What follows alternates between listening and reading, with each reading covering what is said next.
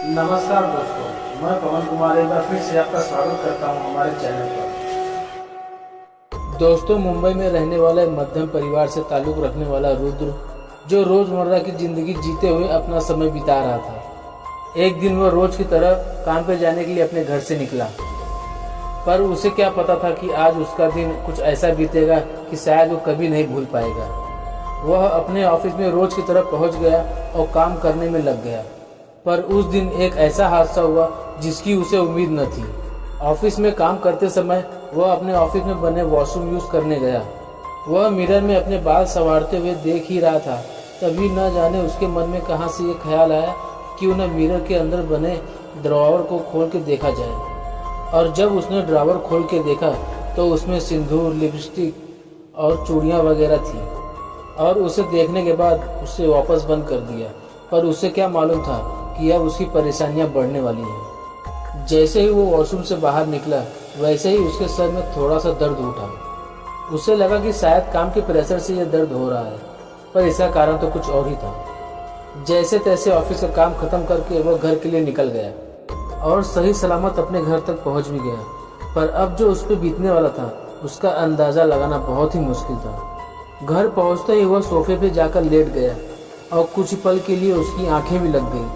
और जब उसकी माँ ने उसे फ्रेश होने के लिए उठाया, तब वह रुद्र नहीं कोई और बन गया था। अपनी माँ को जोर जोर से चिल्लाने लगा और आसपास की रखी हुई चीजें उठाकर यहाँ वहाँ फेंकने लगा। जोर जोर से रोना, वह चिल्लाना और भगवान की तस्वीर को देख के घर के बाहर भागना, यह सब देखकर उसके घर वाले बहुत ही डर गए और उन्हें कुछ समझ में नहीं आ रहा था कि आखिर रुद्र ऐसा क्यों कर रहा है। पर रुद्र की माँ को सब समझ में आ गया था और वे फौरन ही अड़ोस पड़ोस में सहायता मांगने के लिए गई। तब उनके पड़ोस में एक ठाकुर साहब रहते थे जिनको इन सब विषय के बारे में काफी जानकारी थी। उन्होंने रुद्र की माता जी को बोला कि रुद्र को यहाँ पर लेकर आओ, और रुद्र की माँ ने इस काम में जरा भी देरी न करते हुए रुद्र को उनके पास लेकर गई। ठाकुर साहब ने जैसे ही रुद्र को देखा, उनका पहला शब्द यह था कि इसको मेरे घर से बाहर बिठाओ जल्दी, और जल्दी से 5-6 लौंग लेकर आओ। और रुद्र की माँ ने 5-6 लौंग लाकर उनके हाथों में थमा दी।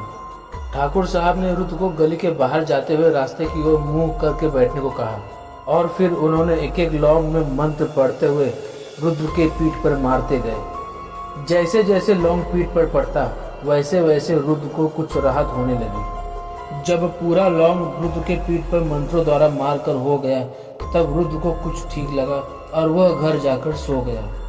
और उसके घर वालों ने चैन की सांस ली, लेकिन अब भी कुछ होना बाकी था।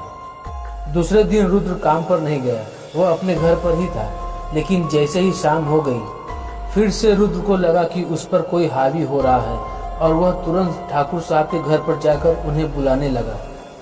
और ठाकुर साहब की पत्नी बाहर आई और कहने लगी कि वो सो रहे हैं, उनका तबीयत खराब है। अब रुद्र के मन में डर बढ़ते ही जा रहा था, फिर से कहीं वही हालत ना हो जाए जो पिछली रात को हुआ था।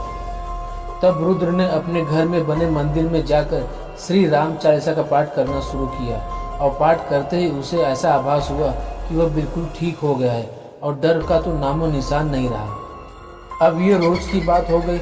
जैसे ही रात होती, उसे डर और घबराहट होने लगती, जैसे कि कोई उस पर हावी हो रहा हो, और वो तुरंत अपने घर में बने मंदिर में जाता और राम चालीसा का पाठ करने लगता। ऐसा करते करते हफ्तों बीत गए। धीरे धीरे वह ठीक हो गया, और जो भी बुरी आत्मा उस पर हावी होना चाहती थी, वह अभी भाग गई। कुछ दिनों बाद जब ठाकुर साहब रुद्र से मिले, तो उन्होंने बताया कि वह एक जिन की आत्मा थी और बहुत ही ताकतवर थी। पर भगवान के सामने अच्छे से अच्छे भूत, प्रेत, जिन, पिशाच सबके सब नष्ट हो जाते हैं। जय श्री राम। दोस्तों, आपको हमारा ये वीडियो कैसा लगा कमेंट बॉक्स में ज़रूर बताएं, और हमारे चैनल को लाइक और सब्सक्राइब करना ना भूलें। Thank you for watching.